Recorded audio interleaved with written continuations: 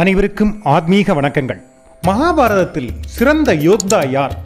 சிறந்த கதாநாயகன் மகாபாரதத்தில் யார்? மகாபாரதத்தின் உண்மையான முதுகெலும்பான கதாநாயகன் யார் என்ற கேள்வியும் சிறந்த யோத்தா யார் என்ற கேள்விக்குமான பதிலைத்தான் சென்ற பதிவிலிருந்து தொடர்ந்து பேசுகிறோம். இங்கு மகாபாரத கதையில் நிறைய யோத்தாக்கள் இருந்தாலும் சிறந்தவர் யார், அதில் தலைவராக இருப்பவர் யார், கதாநாயகனாக இருப்பது யார் என்ற கேள்விக்கான பதிலின் விளக்கம்தான் சென்ற பதிவிலிருந்து சொல்லப்படுகிறது. எனவே சென்ற பதிவை பார்க்காதவர்கள் அந்த பதிவை பார்த்துவிட்டு தொடர்ந்து இதை பார்த்தீர்களானால் உங்களுக்கு நன்கு புரியும். ஒரு யோத்தா எப்படி இருக்க வேண்டும்? திறமையும் தியாகமும் அறிவும் ஆளுமையும் அனுபவமும் ஆற்றலும் ஞானமும் உள்ள சிறந்த நிர்வாகியாக சிறந்த வீரனாக இருப்பவன் யாரோ அவர்தான் சிறந்த யோத்தா. மகாபாரதத்தை பொறுத்தவரையில் நிறைய யோத்தாக்கள் இருக்கிறார்கள். ஆனால் அவற்றில் சிறந்தவர் யார் என்பதும் மகாபாரத கதையின் மூல காரணம் யார் என்பதையும் சொல்வதும் விளக்குவதும் தான் சென்ற பதிவிலிருந்தே சத்ரிய தர்மா செய்கிறது. சத்ரியா தர்மாவை பொறுத்தவரையில் பீஷ்மர் தான் சிறந்த யோத்தா என்று சொல்லப்படும் போது அதை பற்றி விளக்கமாக சொல்வதுதான் எங்கள் கடமையாக இதை தொடர்கிறது. சத்ரிய தர்மா ஒரு நிமிடத்தில் முடிய வேண்டிய போர் 18 நாள் நீண்டதற்கு காரணம் பீஷ்மர் தான் என்கிறாங்க. குருஷேத்திர யுத்தம், பாரத போர் அப்படின்னு பெருமையாக பிரம்மாண்டமாக சொல்லப்படுகிற இந்த போரானது வெறும் ஒரு நிமிடத்தில் முடிய வேண்டிய போரைத்தான் 18 நாள் நடக்கிற மாதிரி செஞ்சுட்டாங்க. அதுக்கு காரணம் பீஷ்மர் தான். அப்படி ஒரு முடிவெடுத்ததற்கு காரணமே பீஷ்மர் தான். அப்போது பீஷ்மர் அவ்வளவு பெரிய ஆளா, அவ்வளவு பெரிய பிரதானியா, மகாபாரதத்தோட முதுகெலும்பே பீஷ்மர் தானா அப்படிங்கிற பல கேள்விகளுக்கு நம்ம தொடர்ந்து பார்ப்போம். அதானது போர் துவங்குவதற்கு முன்னாடி முக்கியமான பிரதானிகளை, இருதரப்பு பிரதானிகளையும் தலைவர்களையும் பட தளபதிகளை எல்லாம் கூட்டிக்கிட்டு கிருஷ்ணர் ஒரு தனி இடத்துக்கு போகிறார். போய் அங்கே வச்சு எல்லார்கிட்டையும் தனித்தனியாக ஒவ்வொருத்தருக்கையாக கேட்குறாங்க. அதானது நீங்கள் ஒவ்வொரு ஆளுகளும் தனித்தனியாக இந்த போரை சந்திக்க வேண்டியது வந்தால் நீங்கள் இந்த போரை எத்தனை நாளில் முடிப்பீங்க அப்படிங்கிற ஒரு கேள்வியை ஒவ்வொருத்தருக்கிட்டையாக வைக்கிறாங்க. அந்த முதலில் கேட்குறதவர் பீஷ்மாச்சாரியார்கிட்ட கேட்குறாரு. அவர் சொல்கிறார், எனக்கு 20 நாட்கள் ஆகும், 20 நாட்களில் போரை முடித்து விடலாம், வெற்றியை தீர்மானித்து விடலாம் என்கிறார். அதானது அனைவரும் சேர்ந்து போர் செஞ்ச போது கூட 18 நாள் எடுத்துக்கிட்ட போருக்கு அவர் கேட்டது வெறும் 20 நாள் என்கிறது இங்கே மிக மிக முக்கியம். அவர்தான் ரொம்ப குறைவான நாளை கேட்டாருங்கிறதும் மிக முக்கியம். ஏன்னா இரண்டாவது அவர் துரோணாச்சாரியரிடம் கேட்டபோது அவர் சொன்னார் 24 நாட்கள் வேண்டும் என்கிறார். அங்க நாட்டு மன்னன் கர்ணனிடம் மூணாவதாக கேட்கும்போது அவர் சொல்றார் 25 நாட்கள் போதும், நான் போரை முடிவுக்கு கொண்டு வந்து வெற்றி தோல்வியை தீர்மானித்து விடலாம் என்கிறார். அடுத்தது அர்ஜுனன்கிட்ட கேட்கிறார். அர்ஜுனன்கிட்ட கேட்டபோது அர்ஜுனன் சொல்றார், என்னை பொறுத்தவரையில் ஒத்தையில் தீர்மானித்து போரை நடத்தி போரை முடிப்பதென்றால் எனக்கு 28 நாட்கள் வேண்டும் என்கிறார். இதையெல்லாம் பார்த்துக்கிட்டு நின்ன பீமனுடைய பேரனான கடோத்கஜனின் மகனுமாகிய பார்பரியன் ஒரு சாதாரணமாக ஒதுங்கி நின்று பார்த்துக்கிட்டு அவர் சொன்னார், எனக்கு ஒரே ஒரு நிமிடம் போதும், நான் இந்த போரை முடிவுக்கு கொண்டு வந்து வெற்றி தோல்வியை தீர்மானித்து யாருக்கு எது தேவையோ கொடுத்து விடலாம் அப்படின்னு சொல்றார். இதை என்னால் அதை ஒரு நிமிடத்தில் போருக்கு முடிவுக்கு கொண்டு வர முடியும்னு சொல்கிறார். உடனே எல்லோர கவனமும் அவங்க பக்கம் திரும்புகிறாங்க. கிருஷ்ணனும் திரும்பி பார்பரியனை பார்க்குறாரு. உடனே பார்பரியன் சொல்கிறாரு, எதற்கான ஆயுதங்கள் எனக்கிட்ட உண்டு, அந்த ஆயுதத்தை வைத்து நான் இந்த போரை முடிவுக்கு கொண்டு வருவேன் அப்படின்னு உறுதியாக நம்பிக்கையோடு சொல்கிறார். இதை கேட்ட கிருஷ்ணன் மெதுவாக புன்னகைக்கிறார். கிருஷ்ணர் பாண்டவர்களின் போர் தந்திரசாலி, அவர் பாண்டவர்களின் போர் ஆலோசகர். அப்படிப்பட்ட கிருஷ்ணர் எப்போதுமே தான் சார்ந்த பக்கத்தை எப்படியாவது வெற்றி பெற செய்யணும்னு தான் கிருஷ்ணர் நினைப்பார். அதில் எந்த சந்தேகமும் இல்லை. அதனால் அவர் ஒரு போர் ஆலோசகர், போர் தந்திரசாலி என்ற நிலையில் அவர் கிருஷ்ணர் அப்போது சிரித்து பார்பரியனை சமாளித்து நிறுத்திவிட்டு மற்ற ஒவ்வொருவரிடமா பிரதானிகளிடம் கேள்விகளை கேட்டதும் பதில்களை பெறுவதுமாக கூட்டம் நடத்தி முடித்து அனைவரும் பிரிந்து போகிறார்கள். இந்த எல்லாரும் பிரிஞ்சு போனதுக்கு அப்புறம் கிருஷ்ணர் ஒரு முதிர்ந்த யோகியோட உருக்கொண்டு பார்பரியனை பின்தொடர்ந்து அவன் இருக்கும் இடத்தை அணுகுகிறார். அங்கே அணுகி பார்பரியன் பக்கத்தில் போய் கிருஷ்ணர் ஒரு யோகியின் உட்கொண்டு அவனுடைய முன்னாடி போய் நின்றுட்டு கேட்குறாரு, நான் ஒரு யோகி, பாரத போர் நடக்கப் போவதாக அறிகிறேன். அந்த போரை ஒரு நிமிடம் கொண்டு முடிவுக்கு கொண்டு வரும் வித்தை உனக்கு தெரியும் என்றும் நான் அறிந்தேன். அது என்ன கம்பசூத்திரம், எனக்கு சொல்வாயா என்று ஒரு யோகியாக கேட்கிறார் பார்பரியனிடம். மட்டுமல்ல, அவர் தொடர்ந்து கேட்கிறார், மிக பெரிய துரோணாச்சாரியர் அங்கே இருக்கிறார், பீஷ்மாச்சாரியார் அங்கே இருக்கிறார், கர்ணன் இருக்கிறார், அர்ஜுனன் இருக்கிறார் என பல யோக்தாக்கள் இருந்தும் அவர்கள் கூட சொல்ல முடியாததும் அவர்களால் முடியாதது என்று நினைக்கிற ஒரு விஷயம் எப்படி உன்னால் மட்டும் ஒரு நிமிடத்தில் முடிக்க முடியும் என்று சொன்னாய்? அது உண்மையிலேயே அது சாத்தியப்படுறது தானா? எப்படி என்று சொல்வாயா என்று மறுபடியும் கேட்கிறார். பார்பரியன் வில்லேந்தியாக கூற தூங்குகிறார் யோகியை, என்னிடம் சக்தி பெற்ற 3 ஆயுதங்கள் இருக்கிறது. அதுல முதன்மையானதை வைத்து நான் யாரை அழிக்க வேண்டுமோ அவர்களை விலகீனப்படுத்தி தனிமையாக்கி என்னால் வைக்க முடியும் அந்த முதல் ஆயுதத்தால் அப்படின்னு சொல்றான். அதுக்கப்புறம் 2வது ஆயுதத்தை அனுப்பி யாரெல்லாம் அழியக்கூடாது என் பாதுகாப்பில் இருக்கணும் அப்படின்னு நினைக்கிறவங்களை 2வது ஆயுதத்தை அனுப்பி நான் அவர்களை பாதுகாப்பு வலயத்துக்குள் கொண்டு வந்து விடுவேன் அப்படின்னு சொல்றார். 3வது ஆயுதத்தை அனுப்பி அழிக்க வேண்டியதை மொத்தமாக அழித்து ஒழித்துவிட்டு காப்பாற்ற வேண்டியவர்களை காப்பாற்றி வெற்றியை தீர்மானித்து விடுவேன் அப்படின்னு சொல்றார். உடனே கிருஷ்ணர் புன்னகைத்தபடி, ஓ, உனக்கு இவ்வளவு தந்திரமும் இவ்வளவு வீரமும் இவ்வளவு திறமையும் இருக்கிறதா? உன்னிடம் இவ்வளவு சக்தியும் இருக்கிறதா? அப்படி இருக்குதுன்னா நீ கொஞ்சம் நிரூபித்து காட்ட முடியுமா? நீ சொல்றது உண்மை என்ன நான் நம்புற மாதிரி உன்னால ஏதாவது செய்ய முடியுமா அப்படின்னு அவர் கேட்கிறாரு. உடனே அதனால நான் என்ன செய்யணும்னு நீங்க நினைக்கிறீங்க அப்படின்னு திருப்பி கேட்கிறார் பார்பரியன். கிருஷ்ணர் உடனே பக்கத்தில் நிற்கிற ஒரு மரத்தை காட்டி இந்த மரத்தில் உள்ள இலைகளை எல்லாம் பிச்சு போடணும் அப்படின்னு சொல்றாரு.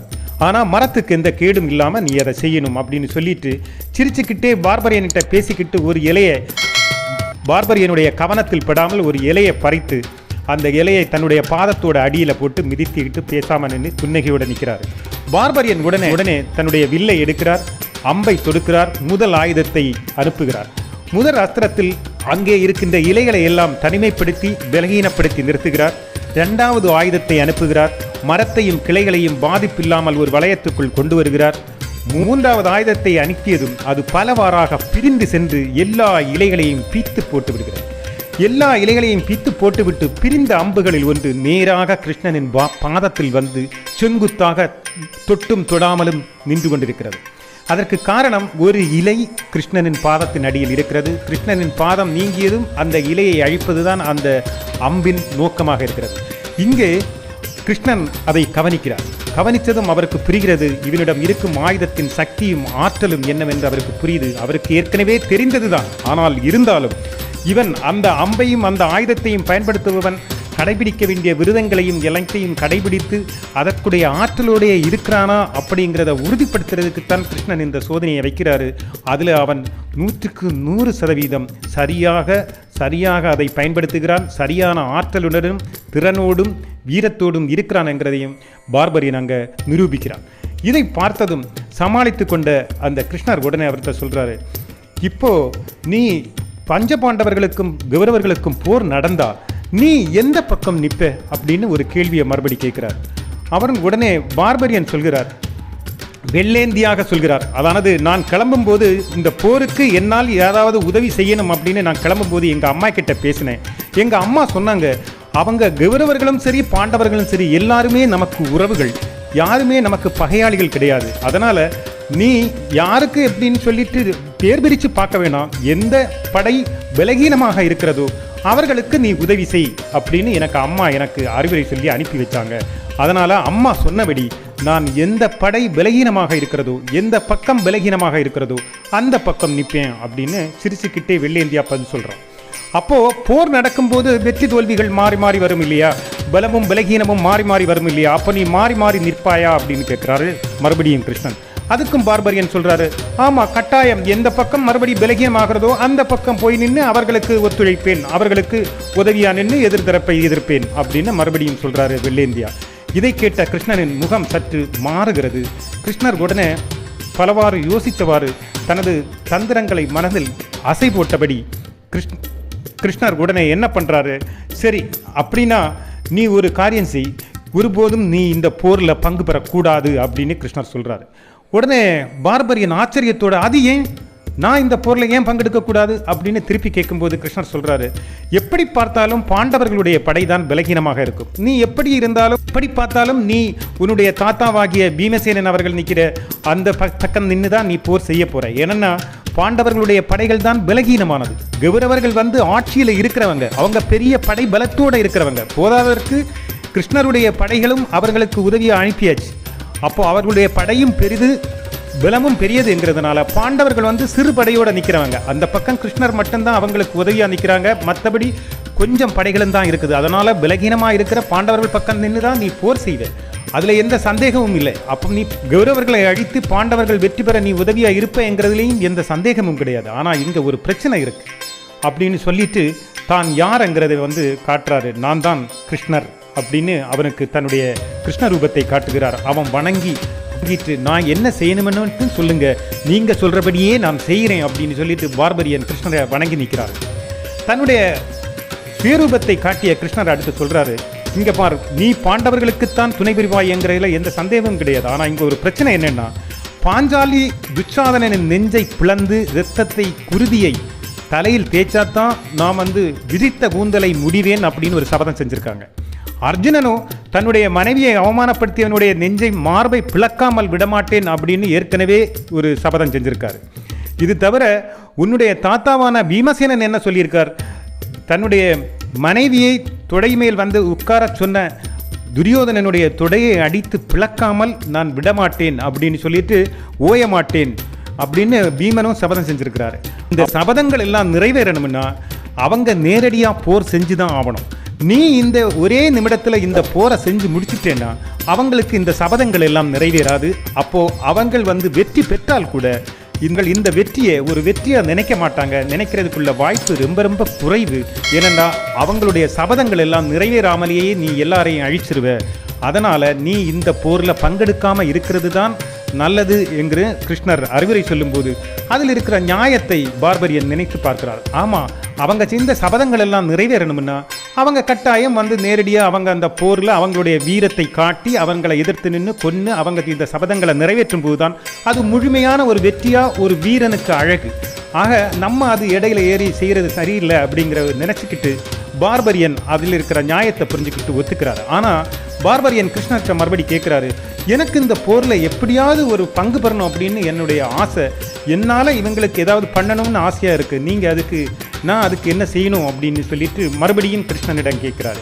கிருஷ்ணர் சொல்கிறாரு, நீ எனக்கு ஒரு உதவி செஞ்சு என் மேலே உனக்கு பக்தியும் மரியாதையும் எல்லாம் இருக்குதுன்னா நீ என்னுடைய தலையை வந்து எனக்கு காணிக்கையாக தான்னு கிருஷ்ணர் கேட்குறார். கிருஷ்ணர் அப்படி கேட்கும்போது கொஞ்சம் அதிர்ச்சியிட்டாலும் மனசில் சந்தோஷத்தோட, என்னுடைய தலையை வந்து பரந்தாமனாகிய கிருஷ்ணருக்கு காணிக்கையாக கொடுக்கறதுல எனக்கு எந்த தயக்கமும் இல்லை, நான் தர்றதுக்கு தயாராகவே இருக்கிறேன். ஆனால் எனக்கு ஒரே ஒரு ஆசை இருக்குது. அதானது இந்த பாரத போர் நடக்கும் பட்சத்தில் இந்த போரை முழுமையாக பார்க்கணும் என்கிற ஒரு ஆசை மட்டும் இருக்குது. அது எனக்கு நிறைவேற்றி தர வேண்டியது பரந்தாமனாகிய கண்ணா உங்களுடைய பொறுப்பு அப்படின்னு சொல்லிட்டு கிருஷ்ணர்கிட்ட கேட்குறாரு. கிருஷ்ணர் சொல்கிறாரு, பரவாயில்ல, நீ வந்து தலையை தானமாக தந்தாலும் உன்னுடைய தலையை நான் வந்து குன்றின் மேல் வைப்பேன். அப்போது உனக்கு போர் முடிகிற வரைக்கும் அந்த போர்க்களத்தில் நடக்கிறது எல்லாமே பார்க்க முடியும். போர் முடிஞ்சதுக்கு அப்புறம்தான் நீ என்னுடைய ஆசையோடு வைகுண்ட பதவியை அடைவாய் அப்படின்னு சொல்லிட்டு கிருஷ்ணர் பார்பரியன்கிட்ட சொல்கிறாரு. பார்பரியனும் சந்தோஷமாக அதை ஏற்றுக்கிட்டு அந்த வகையிலாவது நம்ம பாரத போரில் ஒரு உதவியாக இருப்போம் அப்படின்னு உள்ள சந்தோஷத்தில் அதை ஒத்துக்கிறாரு. ஒத்துக்கிட்டு கிருஷ்ணருக்கு தன்னுடைய தலையை காணிக்கையாக கொடுக்கிறார். இங்கே உண்மையிலேயே கிருஷ்ணர் பார்பரியனின் தலையை துண்டித்து கொலை செய்து அவருடைய தலையை காணிக்கையாக பெற்றதன் உள்நோக்கம் என்னது? உண்மையிலேயே பாண்டவர்களுக்கு உதவியாக தான் பார்பரியன் போர் செஞ்சிருப்பாரா? பாண்டவர்கள் தான் கட்டாயம் அப்போதும் ஜெயிச்சிருப்பாங்களா? அப்படி இருந்தால் ஏன் கிருஷ்ணர் அப்படி செஞ்சிருக்கணும்? இங்கே ஒரு பெரிய கேள்வி வருது இல்லையா? கிருஷ்ணர் அவரது நீஜமானவரா? ஏன் கிருஷ்ணர் அப்படி செய்யணும்னா கட்டாயம் அதற்கு ஒரு காரணம் இருக்கும். பரமாத்மா ஒரு விஷயத்தை செய்கிறாருன்னா அதில் காரணம் இல்லாமல் காரியங்கள் இல்லைன்னு சொன்ன பரமாத்மா ஒரு காரியத்தை செய்கிறாருன்னா அதுக்கு கட்டாயம் ஒரு காரணம் இருக்கும் இல்லையா? அந்த காரணம் என்னன்னா, உண்மையில் பார்பரியன் போர் செய்திருந்தால் பஞ்சபாண்டவர்கள் அழிந்திருப்பார்கள் என்பதுதான் உண்மை. அதற்காகத்தான் கிருஷ்ணர் அப்படி ஒரு முடிவெடுக்கிறார் என்பதுதான் உண்மை. அதற்கு பின்னால் இருப்பதும் பீஷ்மர் என்பதும் இங்கே குறிப்பிடத்தக்கது. அது என்ன பாருங்கள், பார்ப்போம். அது எப்படின்னு பார்ப்போம். அதானது கிருஷ்ணரின் தந்திரம் என்னவென்றால், கிருஷ்ணர் குறிப்பிட்டது போல் கிருஷ்ணர் பார்பரியனிட்ட சொன்னது மாதிரி பாண்டவர்களுடைய சேனை தான் இங்கு பலகீனமானது, அதில் எந்த மாற்று கருத்தும் கிடையாது. ஆனால் பலகீனமான சேனை பக்கம் நின்று பார்பரியன் போர் செய்வான். போர் செய்யும் போது 3 அம்புகளை எய்யும் போது எதிர்தரப்பு கௌரவர்கள் படை முழுதும் அழிந்துவிடும். ஆனால் ஒரே ஒருத்தரை தவிர, யார்?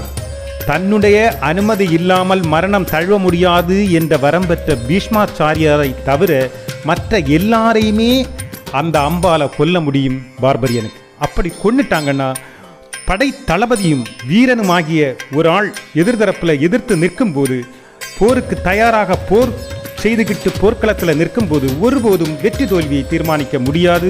மறுபடியும் போரை தொடர்ந்துதான் செய்ய வேண்டும். மட்டுமல்ல, போர் முடிவுக்கும் வராது. ஆக பீஷ்மாச்சாரியரை எளிதில் கொல்லவும் முடியாது என்பது கிருஷ்ணருக்கு நன்றாகவே தெரியும். அப்படியானால் பீஷ்மர் எதிர்தரப்பில் எதிர்த்து நின்று போர் செய்வார். அப்போது அந்த பக்கம் எல்லாரும் இறந்ததுக்கு அப்புறம் பீஷ்மர் ஒத்தையில் நிற்கும் போது கௌரவர் பக்கம் பலகீனமாயிரும். உடனே பார்பரியனுடைய அம்மாவோடையும் பார்பரியனிடையும் நடந்த பேச்சுவார்த்தையின்படி பலகீனமான பீஷ்மருடைய பக்கம் பேசி நிற்பார். நின்றுக்கிட்டு பாண்டவர்களை எதிர்ப்பார்.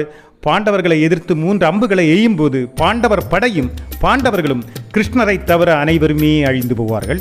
பாண்டவர்கள் அங்கு தோற்றுவிடுவார்கள், அழிந்தே போவார்கள். பீஷ்மரும் பார்பரியனும் கிருஷ்ணரும் மட்டுமே மிஞ்சுவார்கள். இதை ஊகித்து கொண்ட கிருஷ்ணர் அதனால் தான் பார்பரியனை போரில் ஈடுபடக்கூடாது என்னதும் இந்த தந்திரத்தை உருவாக்கியதற்கும் காரணம். இந்த ஒரே ஒரு நிமிடம் முடிய வேண்டிய போர் 18 நாள் போர் ஆனதுக்கு காரணமும் இங்கே பீஷ்மர் தான். அப்போது பீஷ்மர் எவ்வளவு பெரிய மகானும் எவ்வளவு பெரிய திறமையும் உள்ளவர் மட்டுமல்ல, எவ்வளவு பெரிய சக்தி உள்ளவர் என்று பாருங்கள்.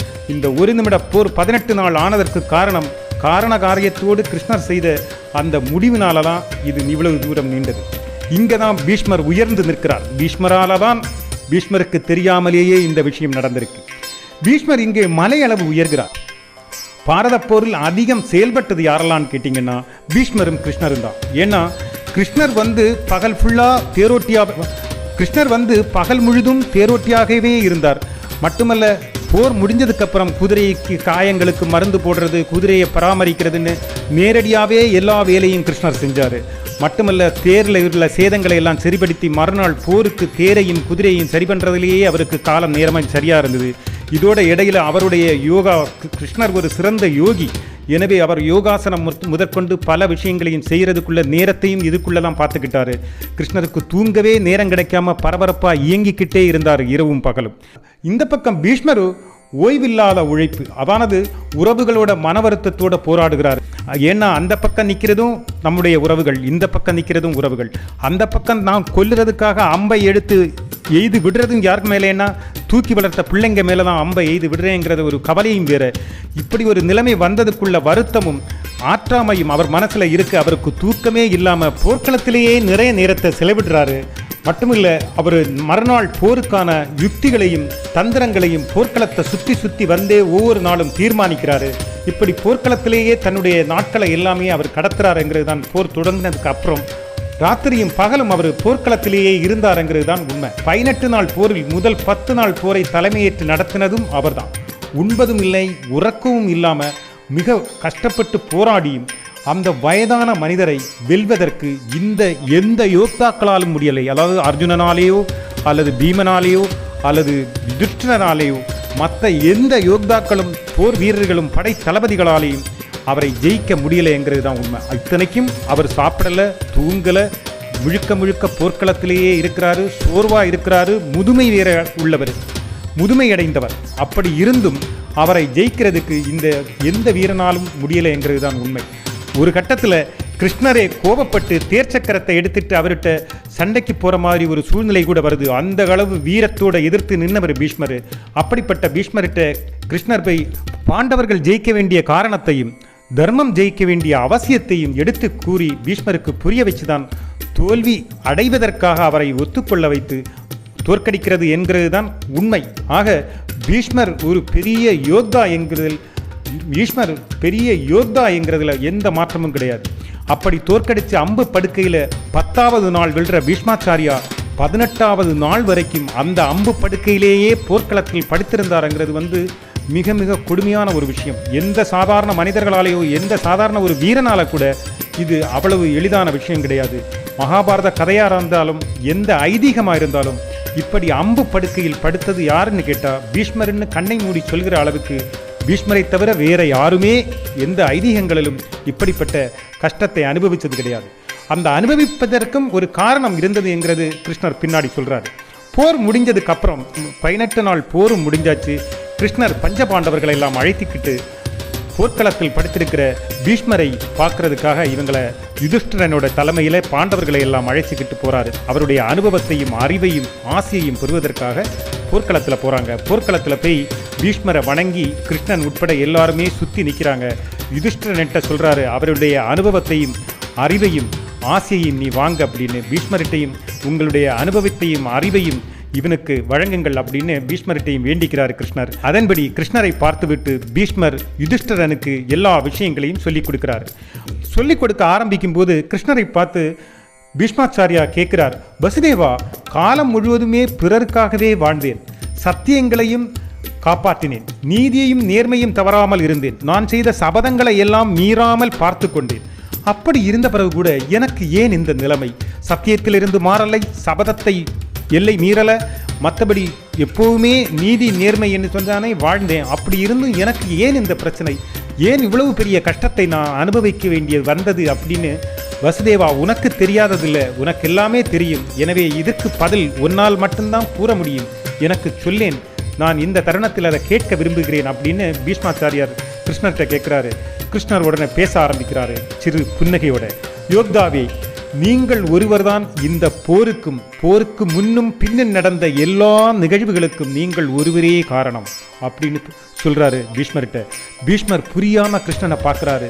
கண்ணன் ஓரமா கண்ணீர் வடியுது. இதில் அம்பு படுக்கையில் இருக்கிற அந்த வலியை விட கிருஷ்ணருடைய கேள்வியில் இருக்கிற அந்த ஒரு ஆச்சரியத்தையும் சந்தேகத்தோடையும் கிருஷ்ணனை பார்த்துக்கிட்டு அப்படியே கண்ணில் நீர் வடிய கிருஷ்ணனை பார்க்குறாரு. கிருஷ்ணர் தொடர்ந்து பேசுகிறாரு.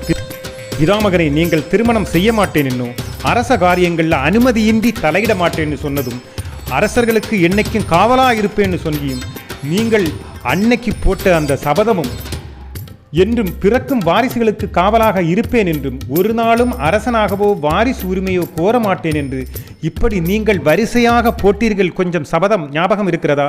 இந்த சபதங்கள் தான் இந்த பிரச்சனைகளுக்கெல்லாம் மூல காரணம்.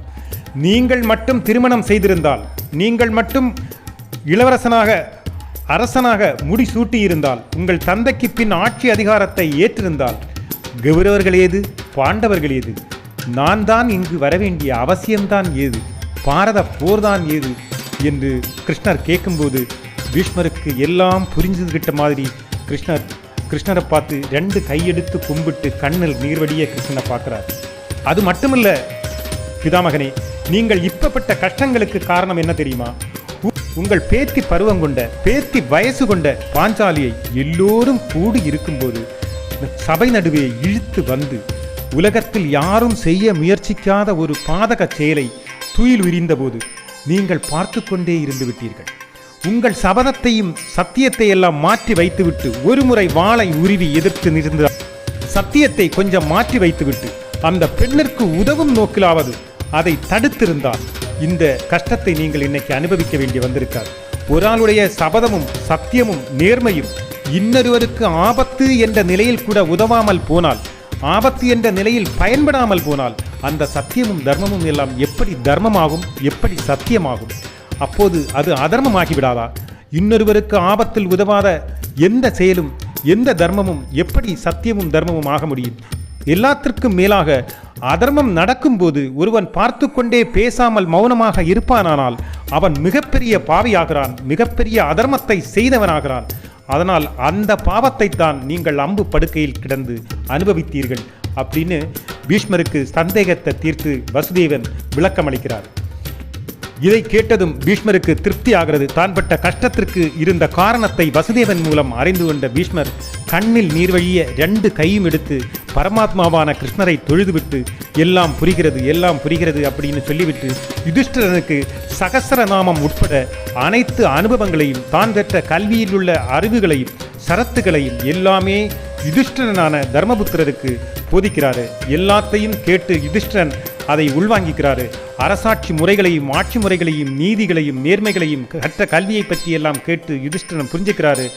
பீஷ்மர் எல்லாத்தையும் சொல்லி கொடுத்து ஆத்ம திருப்தியோட கிருஷ்ணனை நோக்கி வணங்கி ஆசி கேட்கிறாரு. கிருஷ்ணனோட ஆசியோட வளர்புறையில் கிருஷ்ணனுடைய ஆசியும் பெற்று வளர்புறை நாளில் பீஷ்மர் என்கிற அஷ்டவசுக்களில் ஒருவரான பீஷ்மர் மண்ணுலகை விட்டு விண்ணுலக பயணத்தை மேற்கொள்கிறார். மகாபாரதம் அங்கே தன் கதையை நிறைவு செய்கிறது என்று நாங்கள் கருதுகிறோம். ஏனென்றால் சத்திரிய தர்மா சொல்வது இங்கே பீஷ்மாச்சாரியா மிகப்பெரிய யோத்தாவாக நிற்கிறார். பீஷ்மர் இல்லை என்றால் மகாபாரத கதையே இல்லை. கதையின் திருப்பங்களும் கதையின் போக்கும் அனைத்தையும் தீர்மானித்தது பீஷ்மாச்சாரியா என்ற கதாபாத்திரம்தான். எனவே இந்த அனைவரை விடவும் திறனிலும் படிப்பிலும் அறிவிலும் கல்வியிலும் போராட்டத்திலும் வாழ்க்கையிலும் நேர்மையிலும் நேர்த்தியிலும் அனைத்திலும் பீஷ்மாச்சாரியரே மகாபாரதத்தின் கதாநாயகன் என்பதில் மாற்று கருத்தில்லை. ஆனால் அதே பீஷ்மாச்சாரியரும் சில தவறுகளை இங்கு செய்திருக்கிறார். கிருஷ்ணர் இறுதியில் சுட்டிக்காட்டிய சில செயல்கள் போல பீஷ்மர் தவறுகள் செய்திருக்கிறார். எனவே தவறு செய்தவன் ஒரு காலத்திலும் தப்பிக்க முடியாது, தண்டனை அனுபவித்தே ஆக வேண்டும். அவன் எவ்வளவு பெரிய யோகியோ ஞானியோ தியாகியோ ஆக இருந்தாலும் அனுபவித்தே ஆக வேண்டும் என்பதே பீஷ்மாச்சாரியார் மூலமாக இந்த சமூகத்திற்கு மகாபாரதம் உணர்த்துகிறது. இனி ஒரு சிறப்பு நிகழ்வோட உங்களை மறுபடியும் வந்து சந்திக்கிறேன். சப்ஸ்கிரைப் பண்ணாதவங்க சப்ஸ்கிரைப் பண்ணி ஊக்கமளியுங்க. உங்களுடைய கருத்துக்களை பதிவிடுங்க. நீங்க லைக் பண்றதை வச்சு தான் நீங்க எந்த அளவுக்கு விரும்புறீங்கன்னு நாங்க அறிய முடியும்.